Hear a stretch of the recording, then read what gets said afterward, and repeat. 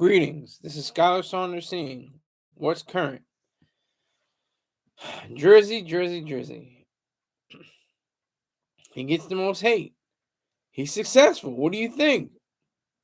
When you're at that level of success, of achievement, of accomplishments, you're going to garner hatred. That's just the name of the game. That's just part of what is included in any sphere of life. If you're playing, ball, or you're an investor, you're a network, you're an engineer, you're a media consultant, whatever the case is, if you're successful, prepare to be crucified, as Big Homie Hove once said in a rhyme. See, success is like suicide, you know. See, what he said later? He said, see, Caesar, see Brutus, see Jesus, see Judas. So he's not getting stabbed in the back, but he's getting critiques from legends, from the veterans in the game, like Yasiin Bey, artist formerly known as Mos Def. He's saying that Drake is good for music to be played in the mall, to be played in supermarket, in markets and stores and department stores and stuff like that. He's saying how there's a connection between the commercialism and involved with Drake and the machine that's behind him, and how it's not real hip hop. Even my favorite living fiction author contends that Drake isn't really a real rapper. He's more of a spoken word artist who rhymes over beats. I have to disagree with him there. I disagree. He has a definite flow. He has multiple flows. I don't think it's on the line of saying that he is a spoken word artist rapping over beats, but that's just me. But the article that I read about Yasiin Bey, it was saying like how commercial it is, how his music caters to mainly like Joe Budden said, teenagers. Why he asked, like, why are you with 25-year-old women? Why are you catering your music to younger people? Joe Budden just seems like he's on his lawn, on his porch, and get off my lawn, to a 37-year-old Drake, or he's either 36 or 37. Let me make sure. I think he's 36. He's 37. Okay, he's 37. He'll be 38 this year. That's crazy. But that's the power. That's the power of music. That's the power of hip hop. That's what's so great about this genre of music, is that it can be leveled against. And he uses Method Man to say, what did Umi say? Shine my light on the world. Let me shine my light, King. And he just has that funny faces. What Method Man says. Method Man even goes so far as to call hip hop a culture when it's no longer a culture. It was at first a subculture of various genres of music and various cultures. Now it's just a free for all, full of any kind of rap music that goes, anything that happens. That's the facts of it. That's the truth. That's the reality of it. So Yasiin Bey is hating. He is hating on Drake for not being able to, I don't know, be a struggling, half ass, underground, soft, or maybe even hardcore, rapper, with struggle bars and talking about his, daily grind and what's going on in his life. He wants to talk about, the women that he lost and the times he had with, the money. He wants to talk about, his stature in the game. He wants to talk about all these different things. So I don't understand why Joe Budden and Yasiin Bey are so contentious against Drake's oeuvre or work. I don't understand it. It's weird to me. It's goofy. I mean, they're it would be easy to say, well, they're not as successful as he is. They don't have as much money. They don't have as much clout. They don't have as much, you know, people, chanting their name at concerts as he does. Um, but it's not like Drake is totally infallible. Like his last album was eh. Angie Cooper, salute and good morning.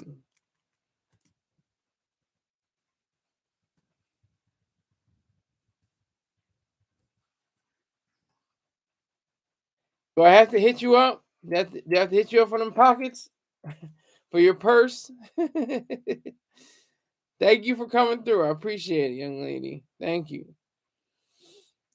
I might have to hit you up for that purse though by the end of the show. Next time, of course, of course, of course. Thank you.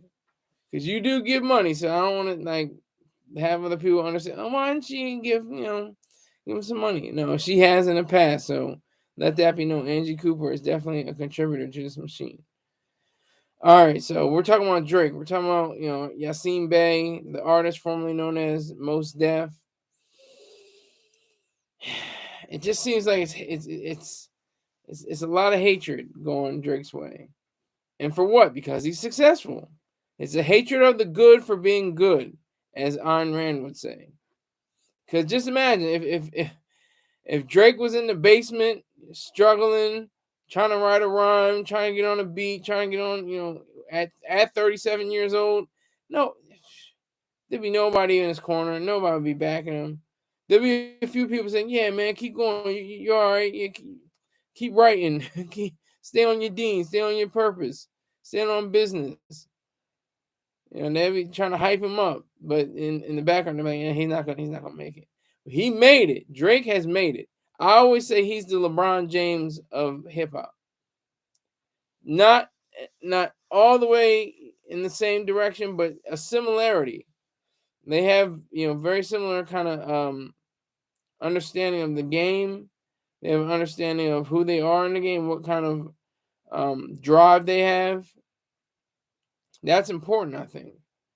And for Yasiin Bey to say, oh, it's about commercial rap, oh, it's about commercialism. That's because he hasn't sold hundreds of millions of albums or units or whatever the case may be, streams. Drake has.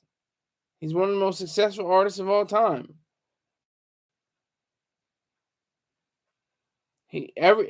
Most things that he touched turns to platinum or diamonds. Most things, not everything. Like I said, this past album was all right. I'm hating, but I'm hating objectively. I don't know if Yasiin Bey is hating objectively because that's the nature of the beast. Commercialism.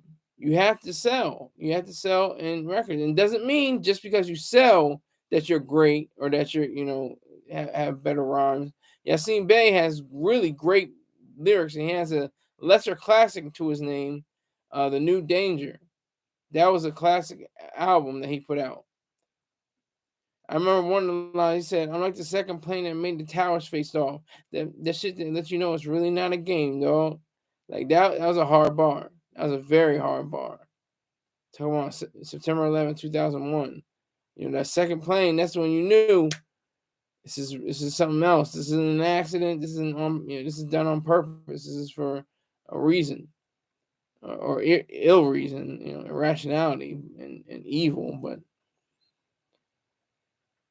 for Drake to be, so, I guess he is adamant about, continue on no matter the hate. And he's very self-conscious.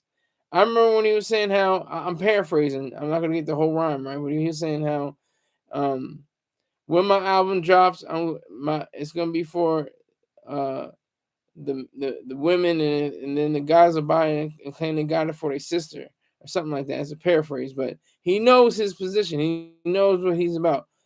A light-skinned, fairly attractive young man. I can say that my balls aren't going to drop out from under me.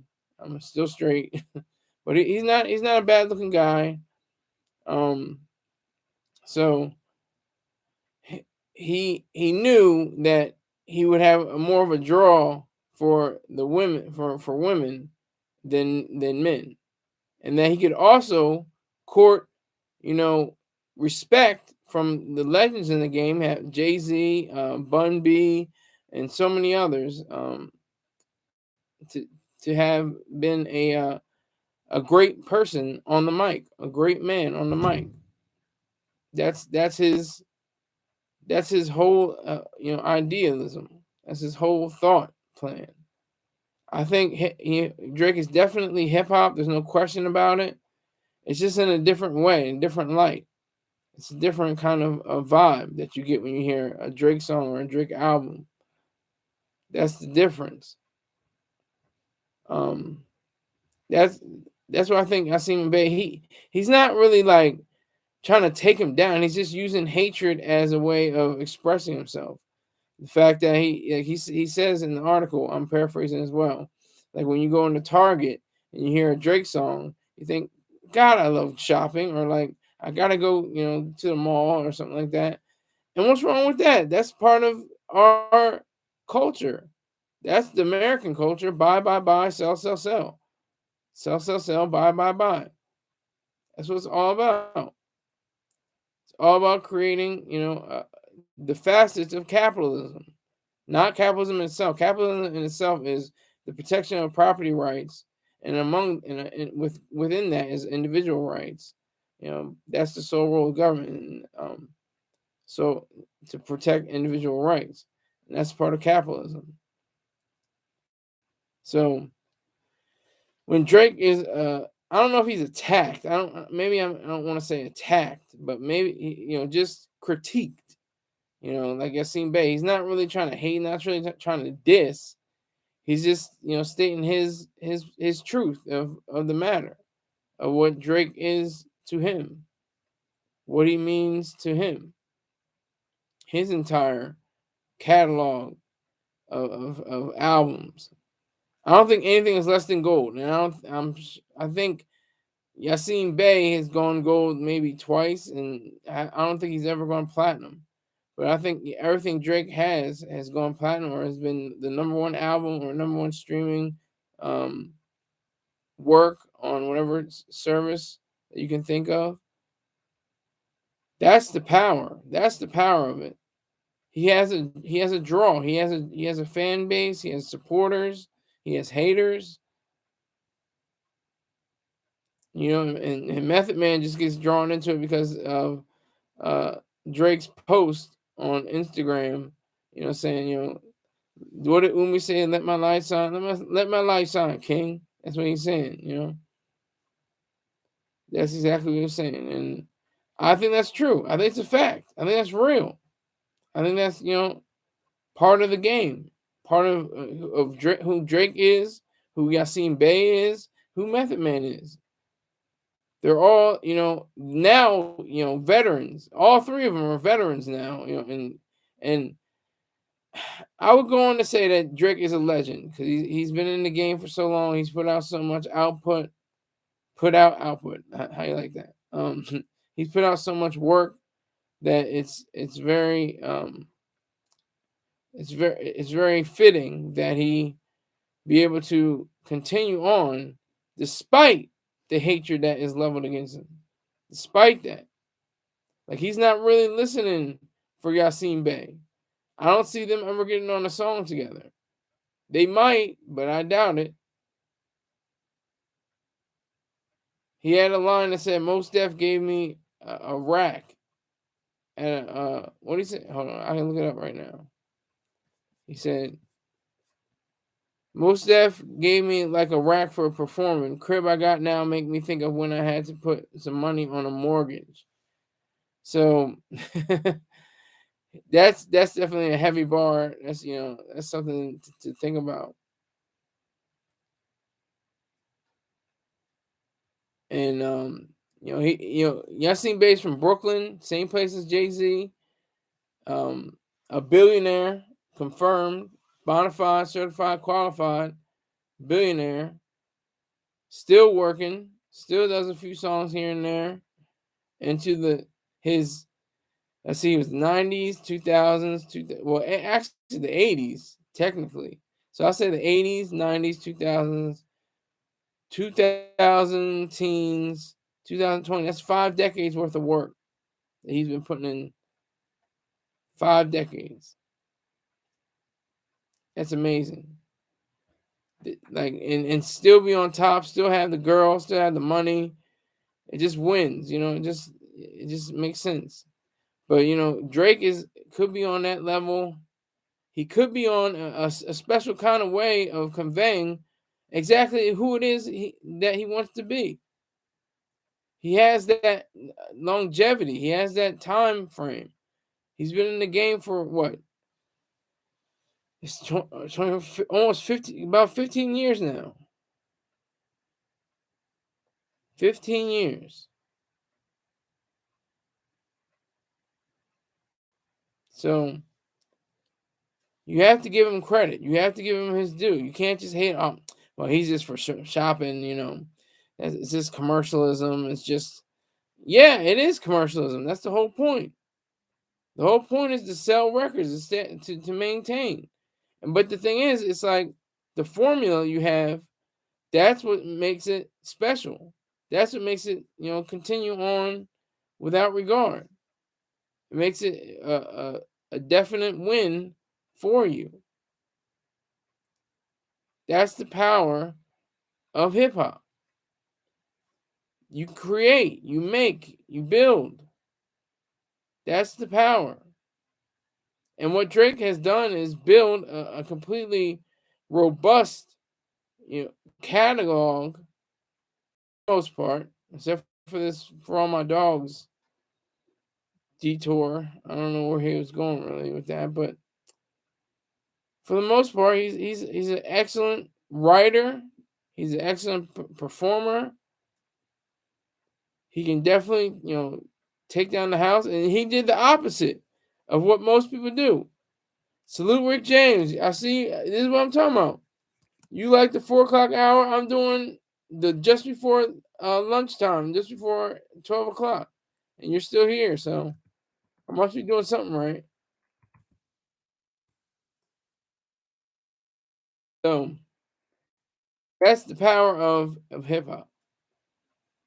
The very fact that you have somebody like Drizzy Drake who can be an actor first, and then a rapper, and not really do too much dramatic acting or comedy acting besides playing roles on SNL. He hasn't done any movies. He hasn't done any plays. He hasn't done any TV shows after his rap career or during his rap career. He was little Jimmy on what the hell was that show called? Hold on, I have to look it up. I have to look it up. My memory's going crazy. Degrassi. Degrassi. That's what it is. Degrassi. So he was little Jimmy on Degrassi, and he definitely made it apparent that he would be a real rapper. He was a rapper on the show. He got shot. If I'm giving too much away, let me know. But he got shot. He was bound to a wheelchair, but he was still flowing. He wanted to play basketball, but he could only play chair basketball. So that's just the different dynamic of Mr. Graham. Other rappers usually come in as rappers and they say, you know what, this is probably a better deal with me being an actor or actress. Queen Latifah, Ice Cube, Will Smith, who else? Janelle Monáe was she's not really a rapper. Is she a rapper, singer, something like that? But just it's a whole host of different Ice T. Just off the top of my dome, just trying to remember. LL Cool J. I'm just thinking about so many different people that have, done the opposite route, But, Drake is from Canada. He's been accused of a lot of things. He's been hated on for saying he has stolen, Afrobeat and different genres of music just to exploit them for his own personal gain, as he should. Exploit things, not people. That's the proper way of doing things. He exploited things. He exploited the music for his own personal gain. That's proper. That's righteous. And if anybody has a problem with that, don't listen to him. Turn him off. Take him to a different, go to a different store. Go to maybe to a store that doesn't play Drake. If he's so much like the commercial rapper that nobody wants to hear, well, it seems like millions of people want to hear him. Seems like millions of people want to represent for him. Seems like millions of people are ready to, listen to that latest track of his. That's it. Yasiin Bey, I guess he wants to be relevant. He's not much of a factor in as much anymore, or he could have been. Rick James is saying something that's very non sequitur and doesn't follow what I've been saying. He says, I'll never fly to Israel. What does that mean? How does that even relate to what I'm talking about right now, Rick James? What are you talking about? What are you talking about?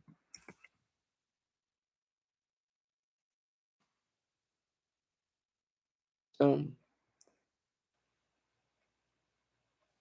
I know what Yasiin Bey is trying to get at. And I respect him.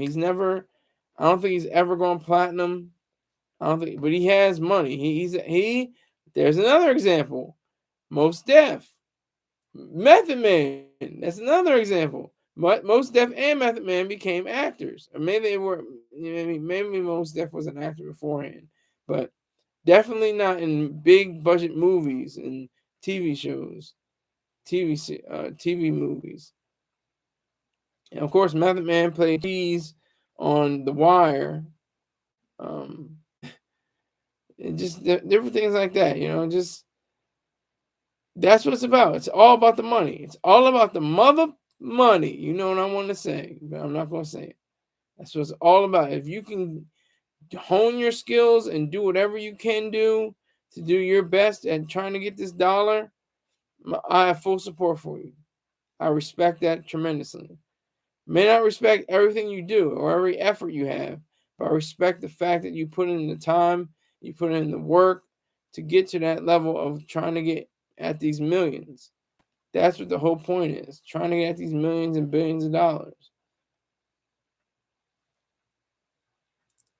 Commercialism is part of the American fabric of society. It's a facet, like I said, of capitalism. Buying and selling of things. That's what makes this past season that we went through, Christmas, so great.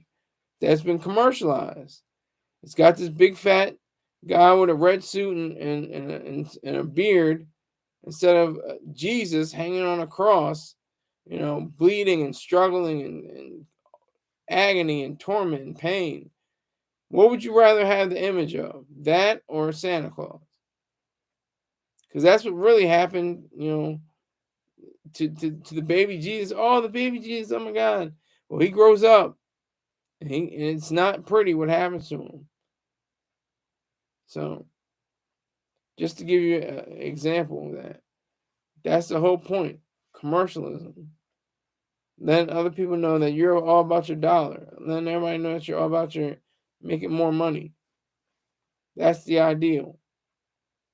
That's the way we have to phrase things. That's the way we have to change things. We have to keep it on a level of knowing what is best for us, what we can do in this life. And Drake is winning at life. He's got the girls, he got the money, he has a career, he's working, he has romantic relationships. How can you fault the guy for that? Joe Budden. Oh, you're a 37-year-old. You're making music for 25-year-olds and people under that. Oh, Why be mad at that? She should be making music for people that are in their teens and tweens and younger. That's what hip hop especially meant for me. I got into hip hop late. I was like 10, 11 years old. That's pretty late. And I started listening to it, and I started understanding the mechanics and the different lyricism of different people like Big Pun and DMX and Jay-Z and Ja Rule. 50 Cent will hate me for saying that, but it's the truth.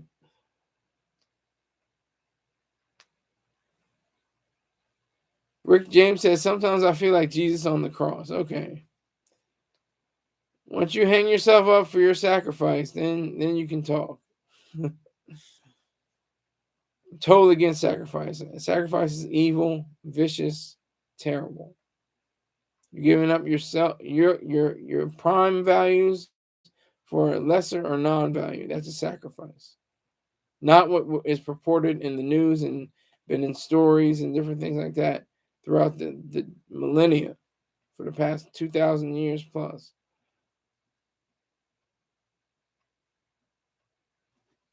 Whether it be secular or not.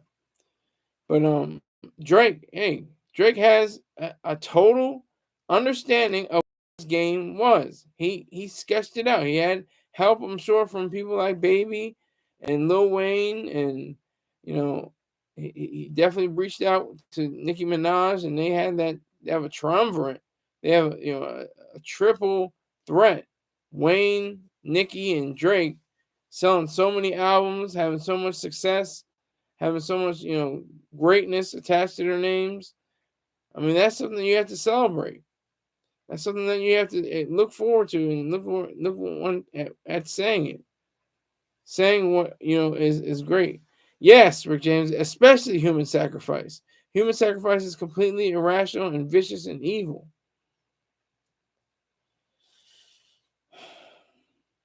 Yasiin Bey. I mean, he's speaking his truth though. I'm not knocking him for speaking his truth, but it's just not true. It's not true. And if it is true about the commercialism, let that be. Like the Beatles, like Paul McCartney said, let it be. Let that be the truth. Let that be the light. It's the opposite. When you're nobody when somebody tells you that you haven't sold this amount of records. That's when you're nobody. If you're somebody and you're making millions of dollars and possibly billions of dollars, you must be doing something right. But then comes the hatred, comes the hate. Oh, he's not a real rapper. He's a spoken word artist over beats. Oh, he's not a real rapper. He's what you listen to in a Target store. Oh, he's not a real rapper. He makes music only for girls or women. He's not a real rapper.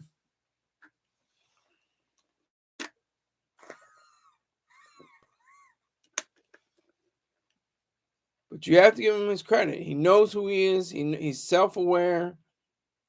He's aware that he's coming into a room where people can freestyle. He's still gotta hold up his phone for the freestyle.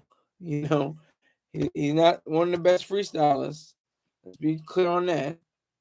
Let's not say he's one of the best or something like that. He has to, he had to hide his son. Pusha T had to expose him, and he won that battle. But of course, Drake won the war. Drake definitely won the war against Pusha T, but he definitely put a good sting in his side. He got a body blow. He hit him with a Tyson round. Tyson blow. That kind of shook him. It shook his confidence, shook his ability and to believe in himself. That's what really kind of took him down in a sense. But he's still going strong. He's not gonna, just because Yasiin Bey had this thing. It's a light hate. It's not heavy. He's completely trash. He's garbage. He'll never amount to nothing lyrically or anything like that. He was just saying his opinion, and his opinion stands. But Drake, like I said, will win the war no matter what. Okay, other half of the show. I have a question. Are you a seasonal lover? Are you a seasonal lover? What do I mean by that? I mean, like they say, early September to about October to now is cuffing season. You get with you get with your significant other, your girl, your boy, your whoever it is, your man, if you're LGBTQ, whatever, I don't care. You get with them and you settle down. It's hoodie season, and it's cuffing season. It's all these different seasons, but and in that time period, are you able to get some good loving and have a nice time, going out to eat in restaurants, going to different plays, different symphony orchestra, going see a concert. What is it that you do? Are you a seasonal lover? I'm talking about, especially the single people, of course, the people that aren't married. Are you a seasonal lover?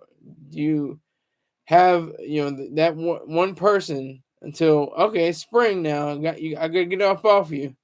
I gotta get out of here. So you say, where's my spring fling? Rick James says, I'm an everyday lover, sir. Well, that's not what I'm asking. I'm asking if you're a seasonal lover. If you go for the springtime was good for me. Spring is always a good time for me to get to a female. I was messing with a college chick, great girl. She definitely held me down. She was a dynamo in the bedroom. She was very whip smart. She was studying to get a degree. I think it was a 5-year plan where she could go abroad and then get her diploma, her degree upon completing all those 5 years. So it was a good time. It was my spring fling. It was from about like maybe was it March 23rd? So I can pinpoint exactly when we first went out. Can't remember the last day we broke up, but I can pinpoint when we went out. Just a moment, I can look it up.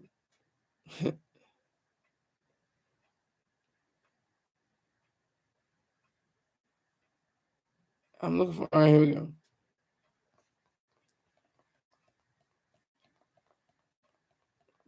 Okay, all the way up.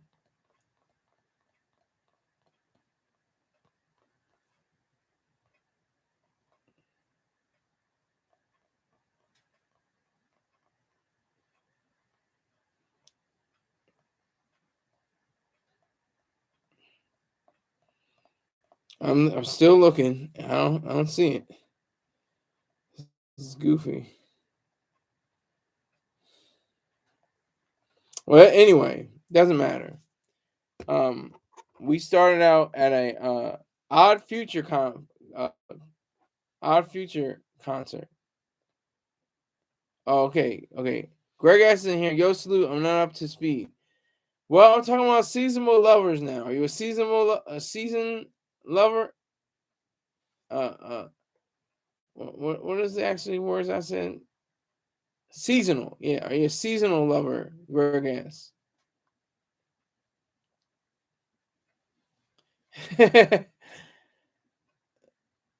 Still cooking up my oatmeal breakfast. All right, good for you.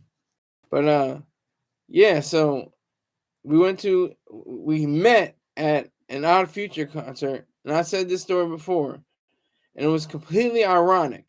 It was so ironic because we didn't say anything about rap at all. We talked about Grizzly Bear, Fleet Foxes, a Delaware band called Diego Paulo. We talked about Stanley Kubrick's film. It was a different experience, than the traditional. It was a good experience though, and you know before meeting her, I had a spring fling with another a young light skinned brown woman, a black woman. We had a good time. Um, an odd future concert, Rick James. Yeah, well, I'm not trying to brag. Oh, yeah, I ran through these broads. Yeah, I'm just saying the facts. What happened to me? Um, so I just want to know from you in the live chat, anybody who's still in here, and of course you're sharing and telling other people to watch the show. I know you're doing that already. I know you are. Um, but yeah, so I'm not an Odd Future fan. I'm an Odd Future supporter. Odd Future supporter.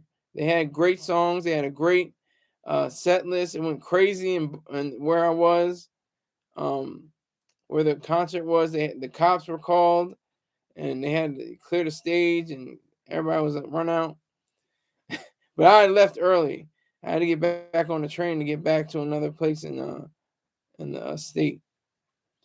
But yeah, I would say I am a seasonal lover. I've dated. Let me see. I've dated in the summer, but it was close to the beginning, the very beginning of the summer, the very beginning of the summer. Thought you like more old school. What is old school? What kind of reference is that? What is old school? There's no such thing as old school. There's just music. Good music or bad music. That's all there is. And great music and exemplary music. Nas, Big L, Jay-Z. That's not really old school. They're just legends. Yeah, he was trying to be nice. LOL, yeah. Laugh out loud at that. Drag ass trying to be nice. Odd Future is booty cheeks. Okay. That's your opinion. I think, Tyler the Creator, fashioned 9 different MCs at one time. He was the creator of that group.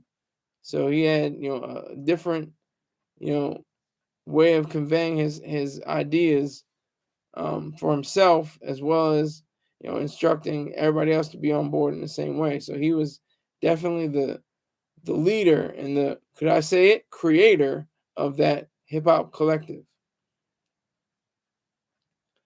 That white suburb kid rap, the Elvisification of hip hop. I like your wording. I disagree, but I like your wording.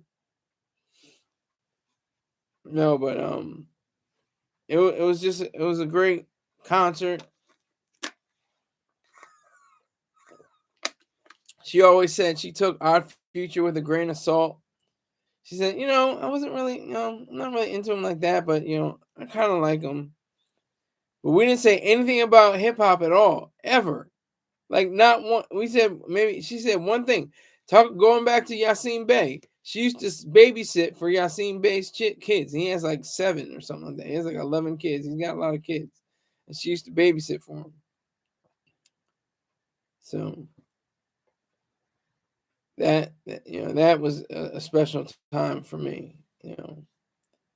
Think about and also during it was cuffing season when I had one girlfriend. We worked together. She couldn't keep her hands off me, literally. She literally kept touching me. And I had to bring her to the back. I had to let her know, look, we can do this at some other point in time. We can have a special moment, but you can't be touching me on, out on in the behind the cashier, the cash register. She really wanted me. She was really on me. She was like that. Now the other two, one girl, one female, one woman. She wasn't. No, I wasn't playing grab ass. She was trying to play grab ass with me. I was being professional. I was trying to get my money, and I got the award. I got employee of the quarter for being the greatest one of all my peers. I got the most responses. People filled out surveys and stuff like that, sent them in. He said that one guy, he was really great. He was excellent. And I was really good at my job. and then they start hating on you. They say, "Oh, could you switch it up a little bit? Could you do this? Could you do that?" I was just like, you know what? I'm out of here. I'd rather go to the loony bin, and that's where I went. I went to the loony bin. I went to the psychiatric ward in Delaware, and our relationship kind of just fizzled after that. Obviously, I never saw her again. I said one little joke to her one time at the end because she was like, we were breaking up as you know we were going along. It was I was not on my drugs. I was not taking my prescribed drugs, and I was talking loopy and acting erratic. But she didn't hold you down in the pen. No, it was a totally different story. We had already pretty much drifted apart, and I had never it wasn't like a sexual relationship either. It was mainly just speaking, kissing. That's about it. That's as far as we got. First base, basically. Um, the madhouse. No, so the cuckoo's nest, the puzzle factory, whatever you want to call it. So many names for it. The nut house. Uh, you're cracking up. But yeah, I guess I am a seasonal lover. I like nice pause. Greg asked you would think of that, right? You would say pause for that. I remember when there was one story. I think this was in a newspaper or somewhere, and I'm sure the editor and the writer got fired or something like that. But they said, there was a fire at a psychiatric ward, and the first thing they said on the title was roasted nuts or something like that. I was like, God damn, that's some hard shit. That's people's family. That's people's families you're talking about. I was like, that's hard. That's no, it's no LOL. Ain't no laughing at that. That's people's families that got burned up. Family members. They said roasted nuts. I'm sure they got fired for that. There's no way they couldn't have gotten fired for that. No way. No way, boy. No way, boy. But yeah, so I'm a seasonal lover. I've never had. Let me see. I don't think I've ever had a relationship in that like spring, fall, like September to like early October. I never had that. But I've had from late October all the way up to March and stuff like that, and then March and all the way up to about April. Then there was one girl that was one woman.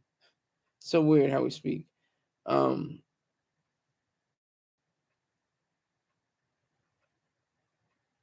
did you know what the world's largest tourist attraction was at one point? Greg asked. A psychiatric ward in London. I did not know that. Thank you for letting me know. I did not even think about that. That's interesting. But yeah, so I'm a seasonal lover. I've yet to have a woman worthy of my time to say, she's gonna get on her knee and give me a ring. It hasn't happened yet. I'm waiting for that day where she knows what time it is and she can completely show that she understands what my prowess is, my abilities are.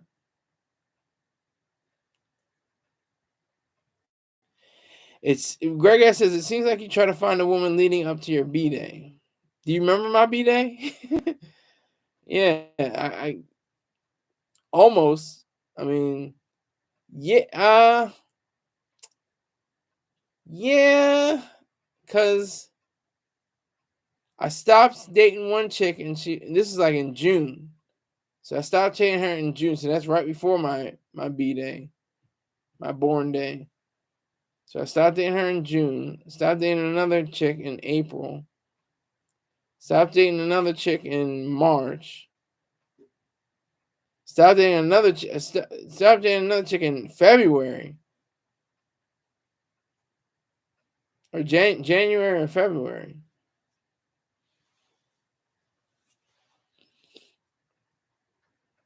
So it varies. It varies depending on whatever the situation is. The one girl I had, the one female, one woman, god damn.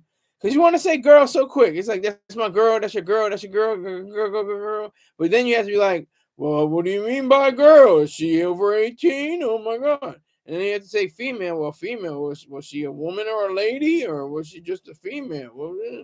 So it's like so many different ways you have to say it. Greg says it's about time for you to scoop another shorty, eh? Well, whatever comes my way. I've been dating online for the past few years, coming up with very little. I'm highly disappointed in all the different apps. Every one of them was terrible. I'm not spending any money trying to find a mate. Not like that. Not about that.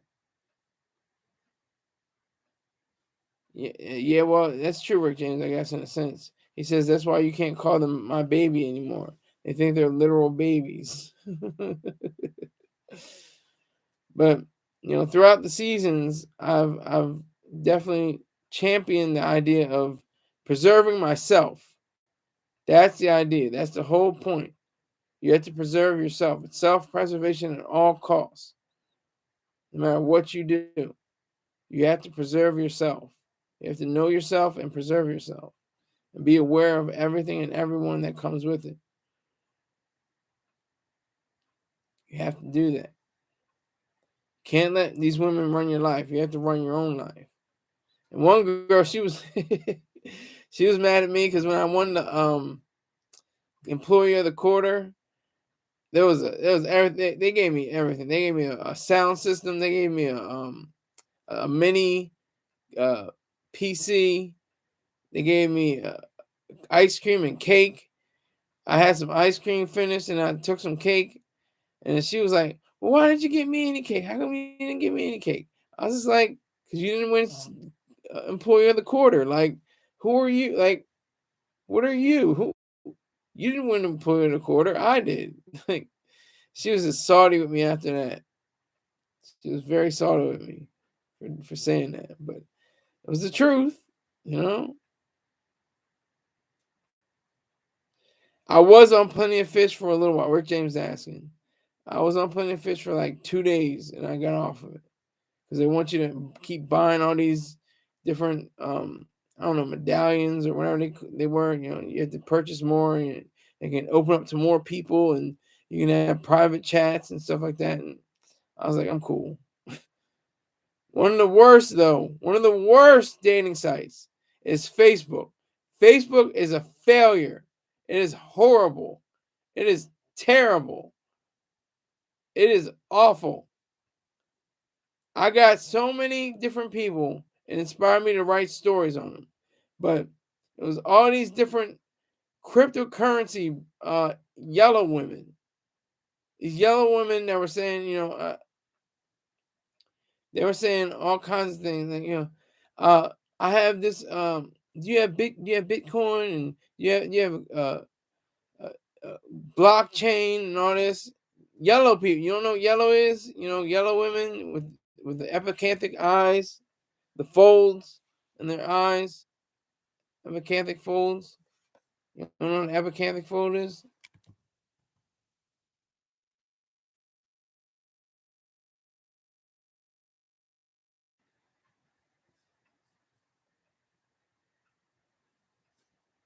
Yeah, epicanthic fold. Look that up if you don't know what it means. No, I said yellow because Jews are Asian, Israelis are Asian. Do they have epicanthic folds? I said yellow women. I mean specific. Rick James says, "Say what you will about yellow women, but they are not dead fishes in bed." That's what I call for. I like the dead fish in bed. I like missionary. Missionary seems like, oh, it's so boring, so so played out, so corny. Missionary works for me. It's in your face. It's in I can see your face, and we're connecting on that level. Yeah, you didn't know what I meant. You didn't know what I meant just a few seconds ago before I said epicanthic folds. That's here nor there. But that site had so many of these yellow women, and they had like a script, I guess, had saying like, okay, ask if they have, whatever blockchain or cryptocurrency, and then show them the food you're making. Say, tell them, dear, and say stuff like that, and it was just over and over. At least I want to say at least 5 to 10 women did the same thing over and over. It was just like annoying, and they couldn't speak. I can't really speak English. They had a translator for their, for the text, but I was always asking them to, go into live chat or to the chat. Um, yeah, to go to live, and they say, "Well, I'm not good at English and stuff like that." I'm like, "Well, I'm not good at seeing a time with you." Rick saying says, "I like doggy too," and then we get catfish. Maybe they were bots. No, they were real people. They're human beings, and I could tell because they had, like I said, they showed videos of themselves making meals. They did. Some of them did do live chats, and I could tell. I could say like, "Hey, do this," and they would do it. I say, "Give me a picture with you with your peace sign up." Stuff like that. So it was just a learning experience, if anything else. To say a cliche. But I haven't seen him since. This was weird. I've been going on to Facebook for the dating site, and I haven't seen him. They must have caught wind. They must have say, "Oh, this guy, he's on to us. We better keep going." But that's what it just tripped me out. It just freaked me out. I was just like, "This is weird. This is really goofy." All these women doing the same thing. Oh, I live in New York. I live in Boston, but right now I'm in Singapore. Right now I'm in Korea. Right now I'm in Japan. Say the same thing over and over. They have to have a script. They have to. And that's how they get you into these cryptocurrencies. You say, "Wow, well, that makes sense. Let me do that." Never. I've never done one cryptocurrency. Not to say somebody hasn't made $1 billion off of cryptocurrency. I haven't, and it doesn't look like I ever will. It's not my stick. Gregor says maybe they're bots, broke wind or caught wind. Whatever I just said, that's what it was. I enjoy your humor though, Gregor. If nothing you can do, if you can't, send me money or get more people to watch, then at least you can have your humor. Maybe they are. Maybe they are. He's saying they're Keith's friends. Keith lives in Japan. But yeah, so that's basically where I am, seasonally, the seasonable lover, seasonable relationship finder. I mean, that's what it means. I've never been the one. I've never been the one where I've had, a relationship for over 2 years or anything like that. And the relationship really wasn't like she was really feeling me. She wasn't really feeling me like that. I've only had 2 girls that were really feeling me. They happened to be black. One was dark skinned, one was light skinned. One was very, attractive and sexy. The other one was pretty because she had nice hair, nice nails, and nice teeth. But she had a funny shaped head. And she knew it. This is the power of, the feminine mystique. Because I was just like, we were just in the car, and she was driving. She was driving like a maniac, And I was like, "You're gonna get the crunch berries." I was just joking with it, right? The crunch berries are police officers, the cops, and they're red and blue lights. I was just joking with her. But then we saw red and blue lights behind us. I was like, "Oh shit!" I didn't mean to really make it happen.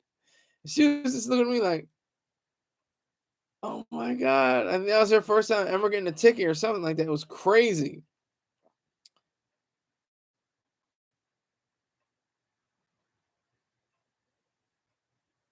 Yes, we do know you're broke, Greg S. And Keith is over there knee deep in yellow waters. Okay. Do you look down on tricks? Haha. I do. I don't, you know what? I get tricks. I understand tricks. I don't really look down on them because it's part of the game. Just like squares are part of the game. Just like Johns are part of the game. You have to realize that. You have to realize that they are still functioning in the manner of being within the game's network. You can't have a hoe without a John or a trick. There's no hoeing. You can't get either your holus or your dolus or both. You got to have some kind of trick or John involved. Rick James says I used to be a John. God damn, this man here. I swear, you just come out with the best ones, don't you? I've never been a John. I've never been a trick. I've never been a simp. Nothing like that. That's facts. That's facts. So, but I was saying, we were driving in the car, and she was driving in the car, which was a manual transmission. I swear she had. I always joke and say, she was more of a man than me. Like she wasn't very masculine, or she was very feminine and everything, but like that. But she had like three older brothers, and they must have taught her, how to fight and how to be strong, how deal with issues and stuff like that, and know how to fix cars and stuff like that. I don't know nothing about that shit. I have nothing to do with it. I don't know nothing about it. But she did, and she was pulled over, and she just had a look on her face like, oh my god, like she was thinking I was like a psychic or something. I don't know what she was like. She just we just happened to get a speeding ticket that day. Well, she happened to get a speeding ticket that day. Because she had like a Mazda something, some kind of uh, not a Miata, but something like that, one of those sports cars, a 626 or something like that. Um,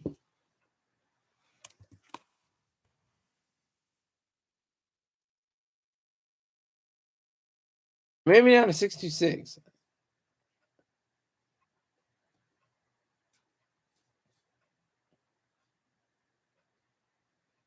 Could have been. I'm not sure, but it was a sports car.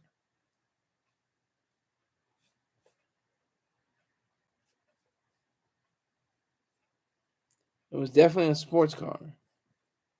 Can't remember exactly the make and model, but she tried to teach me how to do um manual, driving, stick driving.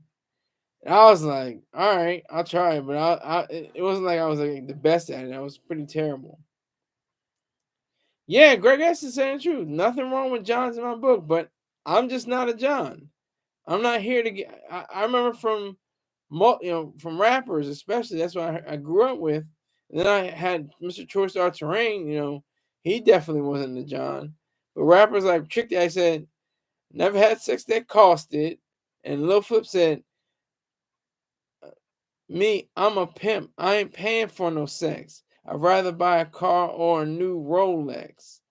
Like that just set me on another trip, you know.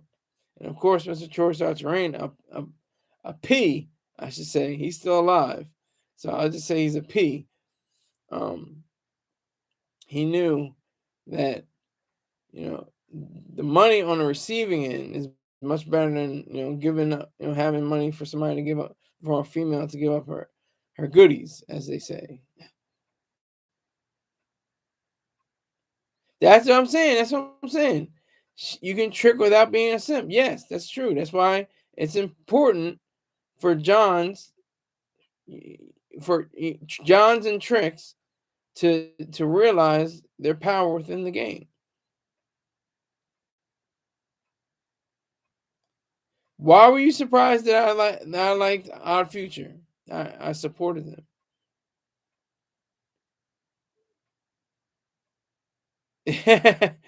They're not old school. I don't like the term old school. That's what you have to read in Mr. Train's book.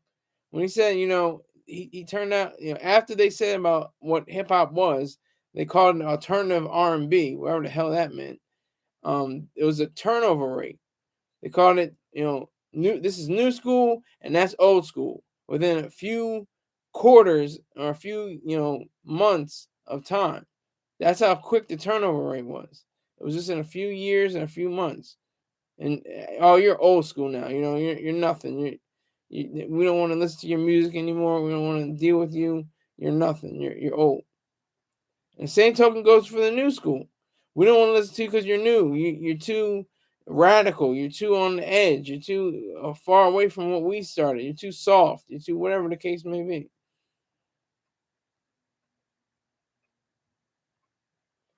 My vocab ain't that large. I use the words I can. Haha. I don't know what you're talking about. I don't know what you mean. But hey, it is getting down to the last time for me to say something. I'd like to first thank the lady of the house that came through, Angie Cooper, who is a supporter. I'd like to thank Rick James, and I'd like to thank Greg S. Two people that came through and support my journey. Even if they never sent in a single red cent, I support them and respect them. I have to stay on for a little while now. Yes, Angie Cooper came through. True lyricist, Our Future was antics over lyrics. I think that was the point. They're more of they're not, serious. They're not like, you know, Wu-Tang. Wu-Tang Clan is definitely all full of legends. Ghostface Killer, Inspector Deck, Method Man, ODB, Gizza. Am I forgetting anybody? I think I am. There's like 20,000 of them. I say Method Man. That's a man. But I got a donation soon come. Greg, don't talk about it. Be about it. Don't surprise me. You can send me a donation at 4:00 in the morning if you want to. Don't say, "Oh, I got a donation soon come." Yeah. I got my donation. It's bullshit. You're full of shit. That's what I'm saying. So I am out of here. I put in my hours worth of very little notes, just off the top of my brain. So I respect anybody and everybody that came through. How because there's obviously information that comes through on the Cash. Have you ever used Cash App, Greg S? The name comes up, both your screen name and your um the money sign name. The sign has after your name after the money sign. So I'd like to thank everybody that came through. That's my last word. He may say some other things, but this is it. Thank you very much, and I'm out. I'll see you tomorrow. Take care.